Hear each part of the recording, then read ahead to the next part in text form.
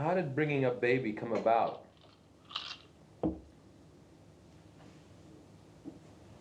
Oh, I was working at RKO and I read a marvelous story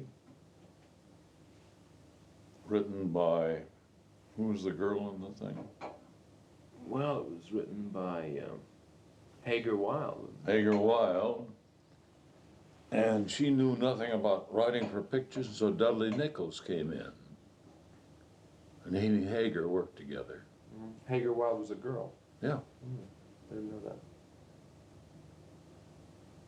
And what was the story? Just about us. What was the actual basis of it? Just that was it. We did it. We put an awful lot of trimmings on it. But the story was the story. About a girl and she got a leopard. Mm-hmm. And we trimmed it all up and, you know, added stuff like putting together the brontosaurus that fell down later on and all that kind of stuff. Because Dudley Nichols was a very fine writer. Yes, he was very clever, wasn't he? He was a good writer.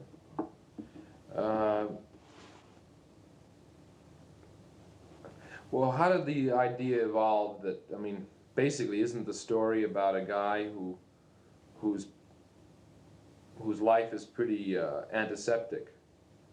I mean, you know, the way you set him up, the girl's, you know, he wants a kiss and the girl says there's a time and a place for everything. And, you know, we're not going to have any children.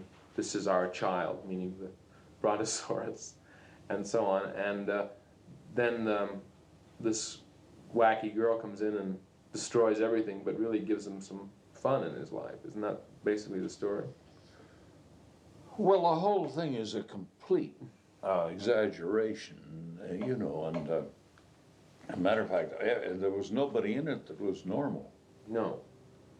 I often think that was a mistake, but it turned out that people, I think it would have been better at the box office when we made it if there'd been a few sane people rather than everybody nuts. Yeah. And well, the only time it bothered me was with Barry Fitzgerald. I thought that. Well, you couldn't understand it. Yeah. That made it hard. Actually, he was great, and if you could understand him, he'd have been fine, but you couldn't. There was no way of, I couldn't help that. And what you see, it was pretty well written story, pretty well handled, because except for the fact that Katie Hepburn was the star and the other girl wasn't known, nothing told the audience how it was going to come out for a while, you know, and it wasn't laid on the line ever. It all had to be worked out and developed. Mm-hmm. You saw this thing developing in Carrie. You knew right away from her viewpoint that she was after him. Right. Oh yes, that's quite clear. Mm-hmm. But it's very funny. You've got this line. The psychiatrist says the love impulse often reveals itself in terms of conflict, which is very funny because it's something that happens in almost all your pictures. I know it. And well, there was a doctor putting it right on the nose, you know. You know. That scene when they rips the dress and the hat, putting his hat over her rear end, is a wonderful sequence. It's just brilliant. That had the greatest line. Nobody ever heard it. He stepped on her dress, ripped the whole behind the one. She had these cute little pants on. He ran after her, took a hat and held it over her behind. She said, "What on earth is he doing?" Oh, he said, "I feel a perfect ass." And you never heard it. Because they were laughing at them. They were laughing so much. And the censors never heard it until they went to put it on television. Oh, really? It's the first time anybody ever heard it. When they took it out, probably. Oh, sure. I feel a perfect ass. That's very funny.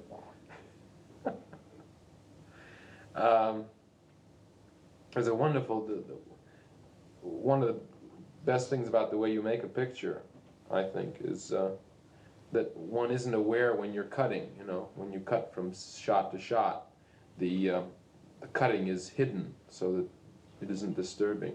That's a particularly good example of it, the cutting in that scene. I've seen it so many times, I'm never aware of how it's done. Well, the cutting is done on movement, not letting somebody stand up and come to a, stop, but cut as he stands up. To whatever, yes. But that's a funny remark, because some guy said that your camera stuff was much more fluid than mine. Yeah. Didn't you read that guy? Yeah, yeah. Well, what does he know? No, all you do in cutting is that cut on a movement. I tell my cutters, whatever you're following, cut on a movement, and then the eye won't get it. It seems like it just goes on. Yeah, seems natural. And 99 times out of 100 you can do it. The other times you can cut away from an angle over to here, and then you don't have to do it. Mm-hmm.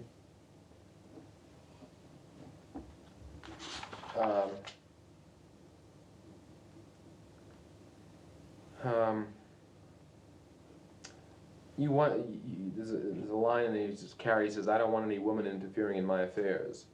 And that's very much the same kind of thing that a character in one of the adventures that you made might say, only he probably wouldn't be so explicit about it. And he says, "This is probably the silliest thing that's ever happened to me." Now, it seems to me that you treated the character very seriously, Grant.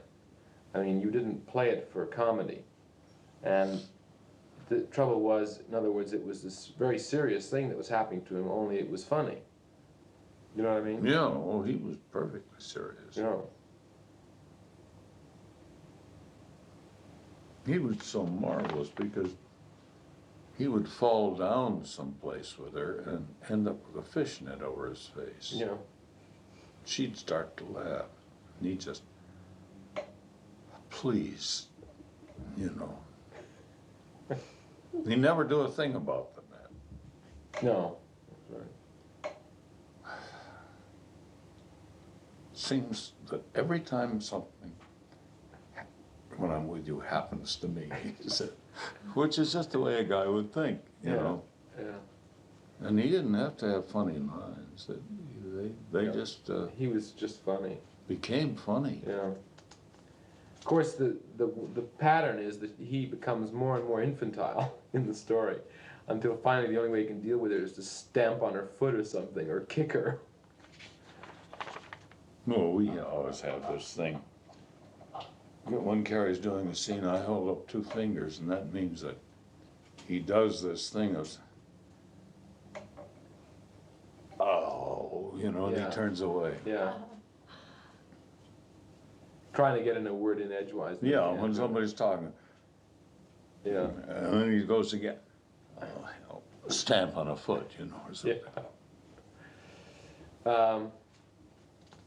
Somebody once said that the picture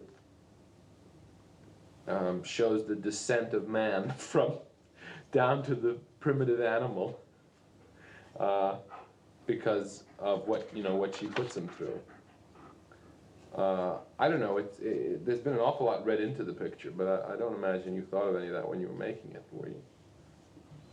I mean, the terms. I get 30 people over in Paris asking these questions. Yeah. What did you think of when you're making it? Nothing. I just thought it was funny. Yeah, right. At the end of Bringing Up Baby, when she comes to see him in the laboratory, I was thinking that, he climbs up to get away from her, up onto the thing. Now, if he hadn't climbed up there, the dinosaur wouldn't have broken. So in a sense, it's his fault. And were you thinking of that? I mean, in a sense, it's his fault because obviously he's still not ready to accept her. And it isn't until the whole thing caves in that he realizes he still cares for her. I didn't analyze it at all. I just thought it'd be funny. Mm-hmm. He had to do that in order to accomplish the scene. Right. Well, the implication is that he's afraid of her and he's afraid of life, actually. He was. We played it that way. Yeah. But she was so charming, being forcing. She never became obnoxious. Too many people would be so damned obnoxious, forcing themselves on somebody like that. But she just did it. Well, is there a line in the picture which says, I lost a brontosaurus and gained a wife, or something like that? I don't think so, is there? That's a funny line, though, and I think I wrote that here. Oh, I think you must have written it funny. No, and it ended up by, she was dangling and he was holding her on the Saves her, platform. yeah. Well, the whole thing collapsed. Mm-hmm. And it seems to me we faded out about that time. No, he pulls her up. Does he? She says something like, "Oh, look what happened! Oh, look what happened!" He says, never mind." Oh, never mind. That's right, yeah, that was Something. it. That's what he. Oh dear, never mind. Oh, look what happened to your dinosaur, she said. Oh God. If you don't think that was a hard one to make, that goddamn leopard. Oh, I bet. 2 leopards. And Or was then it the same? dog running around with a bone, and then Katie and Carrie.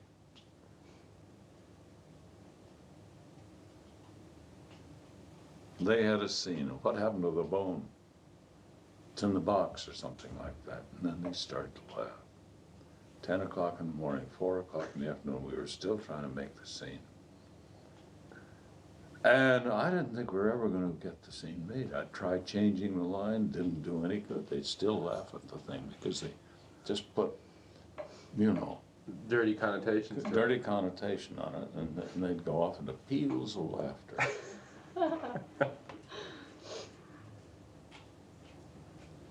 We were making a scene one day. Katie was talking so that she didn't hear me. We called quiet, she didn't hear that. Called quiet again, she didn't hear it. So I just stopped everybody, and then all of a sudden, in the middle of talking, she stopped. What's the matter? And I said, I just wondered how long you were going to keep up this imitation of a parrot.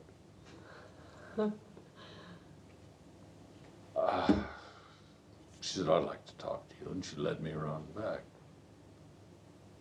Said, you mustn't say things like that to me. Somebody will drop a lamp on you. These are my friends around here. I looked up. When I was a prop man, this fellow had been an electrician. I'd known him for God knows how many years. I said, Pete, if you had your choice on dropping a lamp on Miss Hepburn or me, who would you drop it on? He said, get out of the way, will you, Mr. Hawks? And Katie looked up at him and looked at me and said, I guess I've been wrong. And I said, Katie, you're wrong. He doesn't make it wrong, but you're wrong. And I tell you one thing, I'm going to come up and kick you right in the behind if it happens again. She said, you won't have to kick me. And from that time on, she was just marvelous. But she's so full of something, that she can't put up with the weights that happen around a picture set. Yeah. You told me that she really didn't know how to play the scenes, and that you got Walter Catlett to help you. She had the wrong theory, and Catlett, being an old comedian, and was able to give her the theory of being funny, which is to be serious.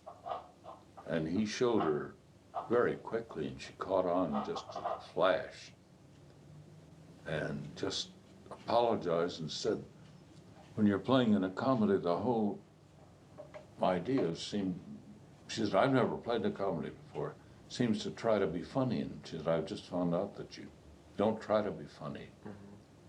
That the more serious, the more honest you are, the funnier it becomes. Well, she never did that kind of screwball thing before, and she never actually did it again, I don't think. She never played comedy before. Oh, she played a lot of great comedy with Spencer afterwards. Yes, but it wasn't not the same that crazy kind of thing. stuff, but then it's all the same. Mm-hmm.